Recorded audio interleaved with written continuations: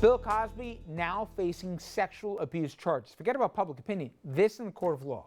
A woman named Andrea Constant says that Cosby had drugged her, then had sex with her at the comedian's home back in 2004. Charges that were filed just weeks before the 12-year statute of limitations expired. Jimmy, was this to be expected? Or are you surprised here that Cosby's finally going to have to answer at least to the charges?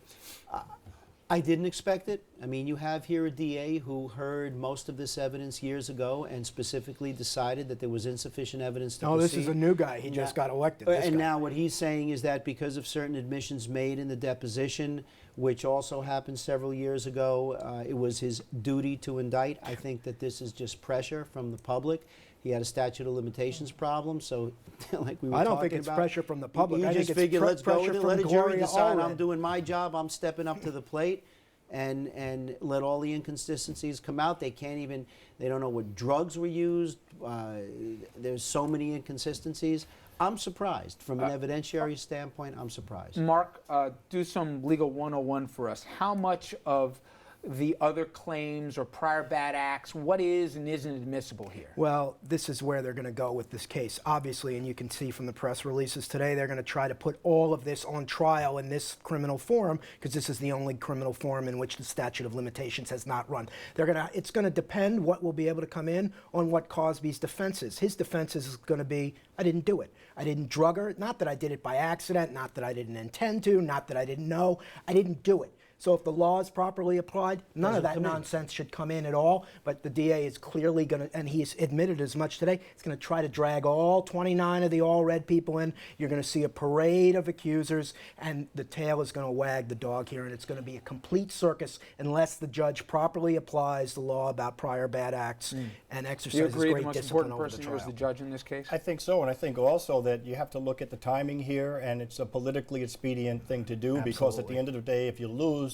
no one's going to really worry about the result. They're going to say that you're the only person who brought Bill Cosby to justice. That's right. And on top of that, if there is a conviction, there's probably going to be a great chance that someone like Mark is going to be able to have that overturned, because there's going to be so many irregularities and unconstitutional events throughout this process that he's not going to be able to get If there it were done. ever a case, though, that you can rule that it doesn't come in, but it's in there anyway, this is it. Listen, not to mention the Pennsylvania justice system is in turmoil from the DA of Philadelphia all the way up to the Attorney General's office, and this is what they're worried about from 2004, to string up this 78-year-old man whose reputation is already in the toilet. What a colossal waste of time. Well, we could debate about How do you whether feel about this, Mark? It's a joke. Okay, I have zero sympathy for Cosby, like I know, and no one at the table does. However, It's not in a question of perverse way, sympathy which seems for to be him. the right way to describe this, could Cosby look at this and say, you know what? If there's a weak case against me in terms of what tangible evidence they have, evidence that was already in question years ago when they first were thinking, But they're going to build it up with the other stuff. That he can kind of, if he somehow walks from this, he can say, see, you know?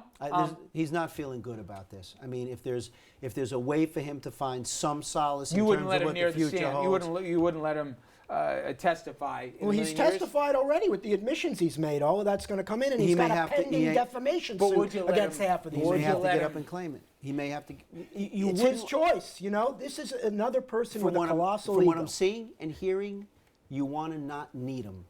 With all the inconsistencies, with the insufficient evidence that was originally determined to govern the decision as to whether to prosecute, you want to not need him. He doesn't seem to do himself a whole lot of good when he opens his mouth. If convicted, does this in any way change statute of limitations on any of the other cases? It doesn't open the door to any other trials. It runs. You're going to have a mini trial here on the other trials. This is the way it's going to go. All right, and there will be coverage of that. That much at least we know. No. All right, yes. Coming up next, bizarre case. I'm sure you folks have heard about this. I never heard about affluenza as a defense until this one, but we sure do know now.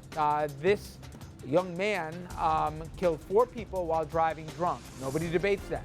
But he got off easy, like probation easy, because his attorneys made the case he was too privileged and didn't know right from wrong.